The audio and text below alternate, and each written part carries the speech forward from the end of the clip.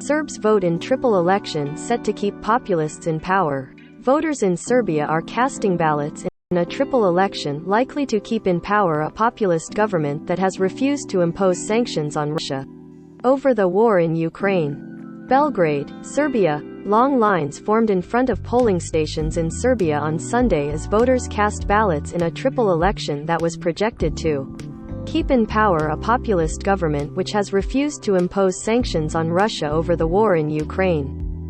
Some 6.5 million voters are choosing the president and a new parliament, as well as local authorities in the capital, Belgrade, and over a dozen other towns and municipalities. Opinion surveys ahead of the vote have predicted that President Aleksandar Vučić will win another 5-year term and that his right-wing Serbian Progressive Party will yet again dominate the 250-member assembly.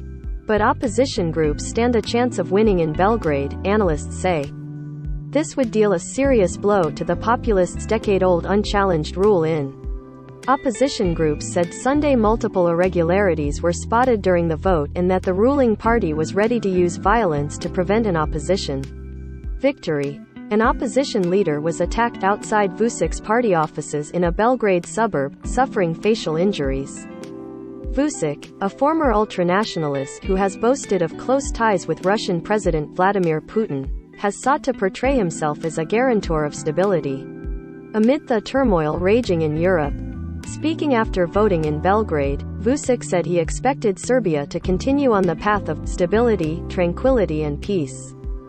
I believe in a significant and convincing victory and I believe everyone will get what they deserve, according to how much they worked and, understandably, in accordance with the expectations of the citizens for the future, he said.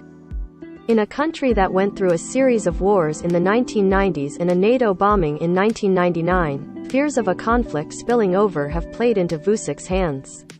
Though Serbia is formally seeking European Union entry, Vučić has fostered close ties with Russia and China, counting on the Serbs' resentment of the West over the NATO air war. Serbia has supported a UN resolution that condemned the Russian invasion of Ukraine, but Belgrade has not joined the sanctions against Moscow, a historic. Slavically beleaguered opposition groups have also mostly refrained from publicly advocating a tougher line on Moscow.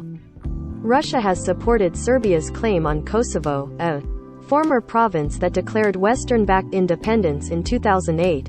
After boycotting the previous vote in 2020, the main opposition parties have said this vote is also far from free and fair because of Vučić's domination over the mainstream media and the state institutions.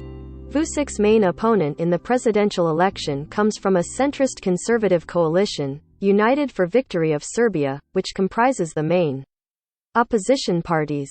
General Zdravko Ponos, a Western-educated former Army Chief of Staff, is hoping to push Vučić into a second round in the presidential ballot. These elections are going to bring serious change in Serbia, Ponos said after casting his ballot. I hope citizens of Serbia are going to take a chance today. In the run-up to the vote, reports have emerged of ballots being sent to addresses for people who don't live there, prompting opposition warnings of potential ruling populists have denied manipulating ballots or pressuring voters. Their standing in the capital has been lower than the rest of the country due partly to a number of corruption-plagued construction projects that have devastated the city's urban core. A Green Left coalition, Moramo, or We Must, is running in the election for the first time, campaigning on the discontent in Belgrade and on anger over Serbia's numerous environmental problems. The group has drawn thousands of people to protests against lithium mining in Serbia and to demand cleaner air, rivers and land. Since his party came to power in 2012, Vučić has served as defense minister, prime minister and president. On the eve of the election, some voters in Belgrade said they would like to see a change, at least in the capital city. Others were skeptical that this was. Honestly, I think the opposition stands no chance, said Srđan Kovačević, a resident of Belgrade. Predrag Rebić said he too expects the central government and the president to remain the same. The Belgrade mayor will change, that's what I expect, he said.